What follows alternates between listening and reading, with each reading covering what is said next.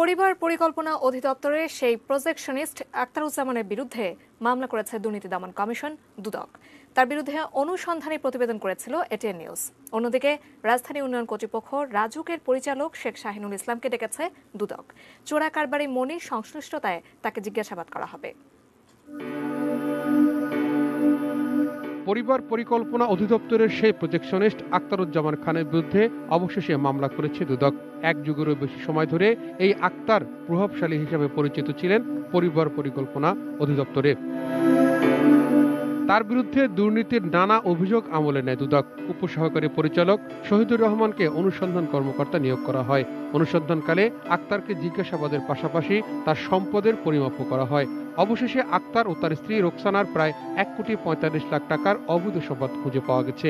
একই সাথে তাদের গোপন সম্পদের পরিমাণও 1 কোটি টাকার বেশি। অন্যদিকে রাজুকের পরিচালক শেখ শাহিনুল ইসলামকে আবারও তলব করেছে দুদক। চোরা কারবারি মনিরের অবৈধ সম্পদের খোঁজে তাকে জিজ্ঞাসাবাদ করা হবে। 20 ডিসেম্বর শাহিনুলকে দুদকে হাজির হতে বলা হয়েছে। এর আগে জিজ্ঞাসাবাদের জন্য গত 9 ডিসেম্বর শাহিনুল ইসলামকে ডেকেছিল দুদক। বলা হয়, মনির রাজধানীতে যে 200 প্লট ফ্ল্যাটের মালিক হয়েছেন এর পিছনের লোক ছিলেন তিনি। সম্প্রতি পাওনা টাকা আদায়ে দুই ব্যবসায়ীকে আলাদাভাবে নিজ দপ্তরে ডেকে পেটানোর অভিযোগ উঠেছে রাজুক পরিচালক শাহিনুল ইসলামের বিরুদ্ধে। অফিসে বসে সুদের ব্যবসা করার অভিযোগ রয়েছে তার বিরুদ্ধে। তাহিদ সৌরভ, এটিএন নিউজ, ঢাকা।